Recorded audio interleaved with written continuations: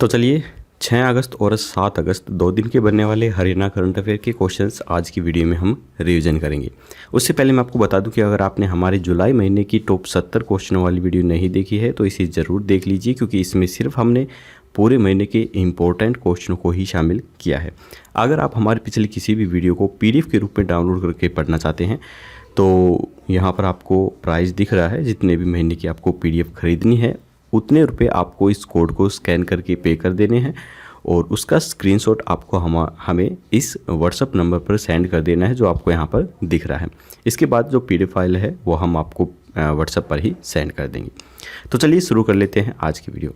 पहला प्रश्न है, दुर्घटना में मृत्यु पर पुलिस कर्मियों के आश्रितों को कितने रुपए दिए जाएंगे? तो ये दिए जाएंगे 50 लाख रुपए। हरियाणा के पुलिस कर्मियों के लिए नई बीमा पॉलिसी 1 अगस्त 2021 से लागू हो गई है। अगले 3 साल तक यह प्रभावी रहेगी।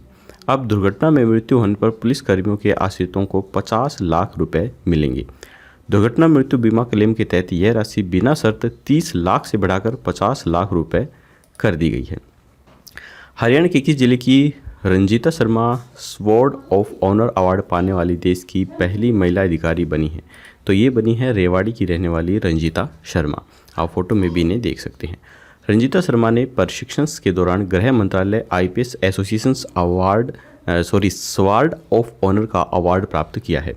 रंजीता इस पुरस्कार को हासिल करने वाली देश की पहली महिला अधिकारी हैं।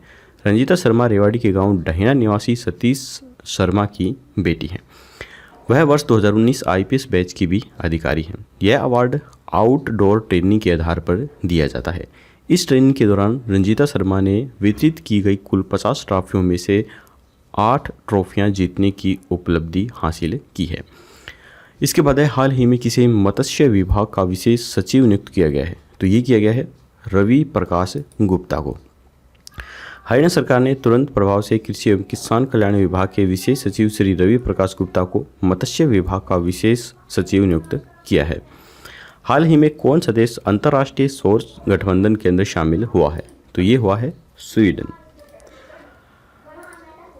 जुलाई 2021 में यूरोपीय संघ के एक प्रमुख सदस्य स्वीडन ने इंटरनेशनल सोलर अलायंस के लिए रूपरेखा समझौते की पुष्टि की है।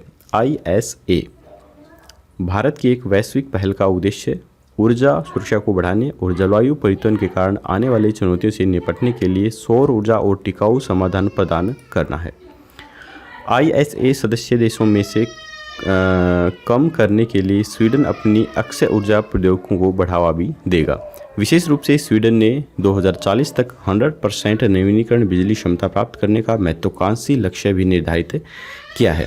ISA की फुल फॉर्म है इंटरनेशनल सोलर अलायंस। इसकी स्थापना 30 नवंबर 2015 को गुरुग्राम के अंदर हुई थी। इसके बाद है, हाल ही में किसे गुरुग्राम के अतिरिक्त आयुक्त का कार्यालय सौंपा गया है? इसकी स्थापना 30 नवंबर सन 2015 को हुई थी। फिलहाल भारत के अंदर इसका जो हेडक्वार्टर है वो गुरुग्राम के अंदर है। इसके बाद है, हाल ही में किसे गुरुग्राम के अतिरिक्त आयुक्त का कार्यभार सौंपा गया है? तो ये सौंपा गया है जसप्रीत कोरा को। हरियाणा शहरी विकास प्राधिकरण गुरुग्राम की प्रशासक और शहरी संपदा गुरुग्राम की अतिरिक्त निदेशक सुश्री जसप्रीत कौर को उनके वर्तमान कार्यभार के अलावा नगर निगम गुरुग्राम के अतिरिक्त आयुक्त का कार्यभार सौंपा गया है। तो ये जसप्रीत कोरा नहीं है, जसप्रीत कौर है। इसके बाद खिलाड़ियों को मानसिक तनाव से बचाने के लिए हरियाणा में कितने मेंटल हेल्थ कोच नियुक्त किए जाएंगे? तो ये किए जाएंगे 202 मेंटल हेल्थ कोच नियुक्त। हरियाणा के खेल एवं युवा मंत्री संदीप सिंह ने कहा है कि खिलाड़ियों में बढ़ रहे अपराध और अवसाद के मामलों को देखते हुए हरियाणा सरकार ने एक अहम फैसला लिया है। पहली बार प्रदेश में मेंटल हेल्थ कोच नियुक्त किए जाएंगे। सरकार ने अलग अलग खेलों के लिए 202 नए कोच रखने की अनुमति भी दी है। खेल मंत्री संदीप सिंह ने कहा है कि हरियाणा ने इस फैसले से पहले विदेशी खिलाड़ियों के साथ हुए ऐसे मामलों को भी ध्यान में रखा है। इनमें हाल ही में अमेरिका की दिग्गज जिम्नास्ट सिमोन बिलेस ने मानसिक स्वास्थ्य का हवाला देते हुए टोक्यो ओलंपिक 2020 से हटने का फैसला लेना शामिल है। इसके अलावा इंग्लैंड महिला क्रिकेट टीम की विकेट कीपर बल्लेबाज सारा टेलर ने एंजाइटी की वजह से क्रिकेट से संन्यास लेने और ऑस्ट्रेलिया के 3 खिलाड़ियों ग्लेन मैक्सवेल, विल पुकोस्की और निक मेडिसन्स ने मानसिक स्वास्थ्य के लिए ब्रेक लेना भी शामिल है। इसके बाद है हरियाणा सरकार ने MSMEs के उत्पादों को अंतर्राष्ट्रीय बाजार उपलब्ध कराने के लिए किस कंपनी के साथ MOU पर साइन किया है। तो काफ़ी इंपॉर्टेंट क्वेश्चन है और पिछली बार हरियाणा पुलिस में और हरियाणा के कुछ एग्जाम्स हुए थे उनमें इसी प्रकार के क्वेश्चन पूछे गए थे, तो इन्हें आपको अच्छे से ध्यान में रखना है। तो ये है हकदर्शक व वॉलमार्ट वृद्धि। हरियाणा सरकार ने प्रदेश के MSME के उत्पादों को अंतर्राष्ट्रीय बाजार उपलब्ध करवाने के लिए मुख्यमंत्री दुष्यंत चौटाला की उपस्थिति के अंदर वॉलमार्ट वृद्धि तथा हकदर्शक कंपनी के साथ MOU साइन किया है। सरकार की ओर से MSME विभाग के महानिदेशक विकास गुप्ता तथा वॉलमार्ट वृद्धि की ओर से नितिन दत्त तथा हकदर्शक की ओर से CEO अनिकेत डोइगर ने इस MOU पर हस्ताक्षर किए हैं। MSME विभाग के महानिदेशक विकास गुप्ता ने इस अवसर पर जानकारी दी है कि वॉलमार्ट के साथ MOU साइन होने के बाद प्रदेश के MSME के उत्पाद जहां 24 देशों में प्रदर्शित होंगे, वहीं 48 बैनर्स के नीचे 10,500 स्टोर्स में भी ये उपलब्ध हो सकेंगे। हकदर्शक कंपनी के साथ MOU साइन होने पर प्रदेश के MSME को सरकार व निजी कल्याण की सेवाओं तक पहुँचाने में आसानी होगी। इस कंपनी की देश के 22 राज्यों में 7,000 कल्याणकारी योजनाओं की विस्तृत जानकारी वेबसाइट पर उपलब्ध है। तो MSME की फुल फॉर्म होती है micro small and medium enterprises. इसका भारत के अंदर हेडक्वार्टर नई दिल्ली में है और इसकी स्थापना सन 2007 के अंदर की गई थी। इसके बाद है हरियाणा में कब सभी राशन डिपों पर अन्नपूर्णा उत्सव का आयोजन किया जाएगा। तो ये किया जाएगा 18 व 19 अगस्त को। हरियाणा में 18 और 19 अगस्त को सभी राशन डिपों पर अन्नपूर्णा उत्सव का आयोजन किया जाएगा। इस उत्सव के दौरान प्रधानमंत्री गरीब कल्याण योजना के तहत पात्र परिवारों को 5 किलोग्राम गेहूं प्रति व्यक्ति दिया जाएगा। कोविड महामारी को देखते हुए प्रधानमंत्री नरेंद्र मोदी ने PMGKY के तहत गत वर्ष गरीब परिवारों को राशन देने की शुरुआत की थी ताकि कोई भूखा न रह सके। इस योजना के तहत नवंबर माह तक सभी पात्र परिवारों को राशन दिया जाएगा। इस उत्सव के दौरान प्रधानमंत्री गरीब कल्याण योजना के तहत करीब 10,000 राशन डिपो पर लगभग 68 लाख थैलियों में पात्र गरीब परिवारों को राशन वितरित किया जाएगा। इसके बाद है हरियाणा में रोजगार को बढ़ावा देने के लिए कौन सी योजना शुरू की गई है। तो ये की गई है रोजगार सृजन सब्सिडी योजना। हरियाणा में रोजगार को बढ़ावा देने को विभिन्न श्रेणियों के उद्यमों के लिए रोजगार सृजन सब्सिडी योजना अधिसूचित की गई है ताकि कुशल, अर्धकुशल एवं अकुशल श्रेणी के व्यक्तियों को क्षमता निर्माण के साथ साथ रोजगार के अवसर मिल सकें। यानी हरियाणा के युवाओं को रोजगार देने वाली कंपनियों को सब्सिडी दी जाएगी। यह योजना 1 जनवरी से प्रभावी मानी जाएगी और 5 वर्षों की अवधि के लिए परिचालन में रहेगी। इस योजना में 31 दिसंबर 2025 से पहले वाणिज्य उत्पादन करने वाली औद्योगिक इकाइयाँ पात्र होंगी। इस योजना के तहत कंपनियों को 30,000 से 48,000 रुपये प्रति व्यक्ति रोजगार पर सालाना सब्सिडी भी दी जाएगी। इसके बाद हरियाणा के 21 जिले के दीपक पूनिया ओलंपिक के 86 किलोग्राम भार वर्ग के अंदर सेमीफाइनल में अपनी जगह बनाने में देश के पहले खिलाड़ी ये बन गए हैं। तो ये बने हैं झज्जर के रहने वाले दीपक पूनिया। झज्जर गांव के दीपक पूनिया ने भारतीय कुश्ती में 86 किलोग्राम भार वर्ग के सेमीफाइनल में जगह बनाने वाले देश के पहले खिलाड़ी ये बन गए हैं। टोक्यो ओलंपिक्स में प्री क्वार्टर फाइनल्स मुकाबले में क्वार्टर फाइनल के नंबर 2 की रैंकिंग के साथ मैट पर उतरे दीपक ने नाइजीरिया पहलवान को आसानी से हरा दिया था। उनका असली दमखम तो चीन के पहलवान के साथ क्वार्टर फाइनल में देखने को मिला। शुरुआत में उन्होंने 3-1 की बढ़त बनाई, लेकिन चीनी पहलवान लिन ने 3-3 से वापसी कर ली। रेफरी ने थ्रो के लिए दीपक को 2 अंक दिए, लेकिन चीनी पहलवान ने इसे चुनौती दी और सफल भी रहे। जीत की ओर बढ़ रहे चीनी पहलवान लिन के नीचे से घुसकर दीपक ने उसके पैर जकड़ लिए और हवा में उछालकर 2 अंक के साथ मुकाबला जीत लिया। इसके बाद हाल ही में किस यूनिवर्सिटी के 3 खिलाड़ियों का वर्ल्ड एथलेटिक्स अंडर 20 चैंपियनशिप के लिए चयन हुआ है। तो ये हुआ है MDU का।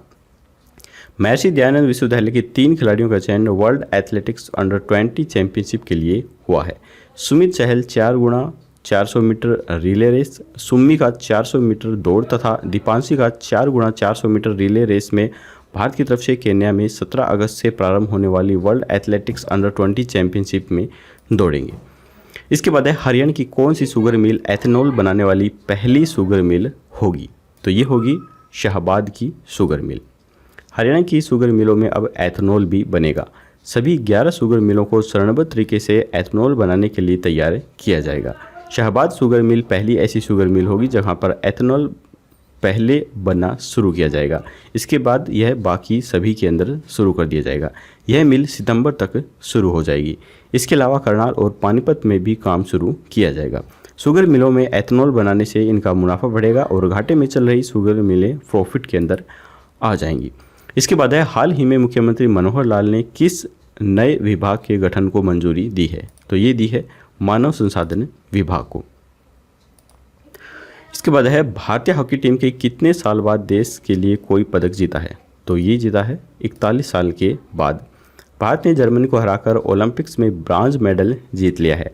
भारतीय टीम ने 41 साल बाद देश के लिए कोई पदक जीता है। मुख्यमंत्री ने टोक्यो 2020 में ब्रॉन्ज मेडल जीतने पर भारतीय हॉकी टीम में शामिल हरियाणा के दोनों खिलाड़ियों सुरेंद्र कुमार और सुमित को 2.5 करोड़ रुपए खेल विभाग के अंदर नौकरी और कंसेशनल रेट पर HSVP के प्लांट देने की भी घोषणा की है।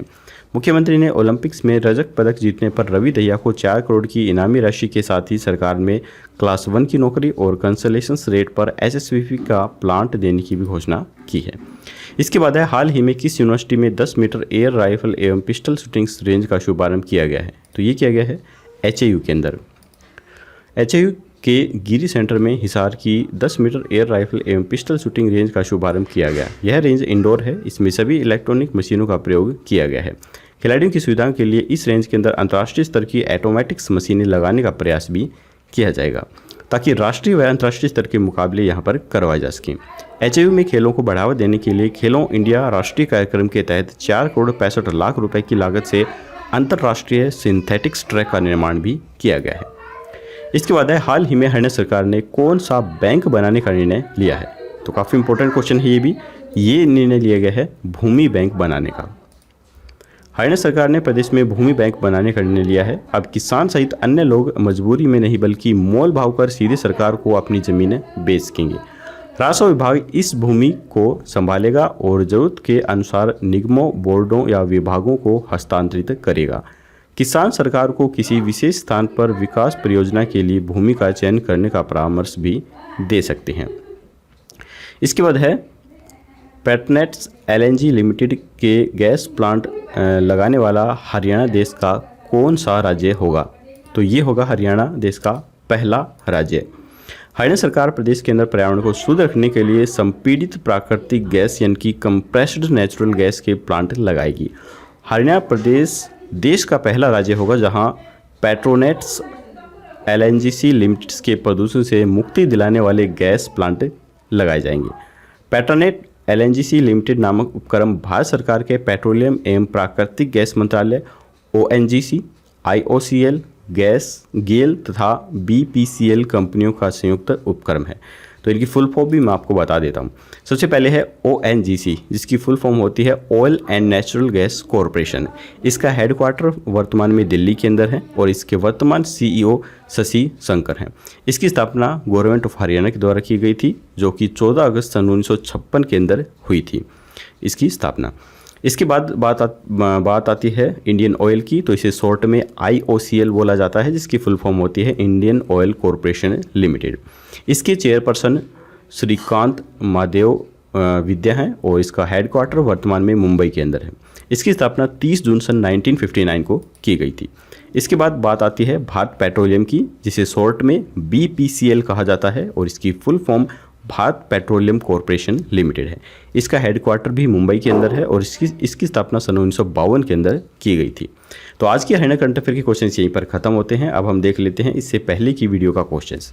उसमें हमने पूछा था कि केंद्र सरकार की रैपिड रेल ट्रांजिट सिस्टम्स परियोजना के तहत अब Delhi Panipat rapid rail line के विस्तार को कहाँ तक सैद्धांतिक मंजूरी मिल गई है?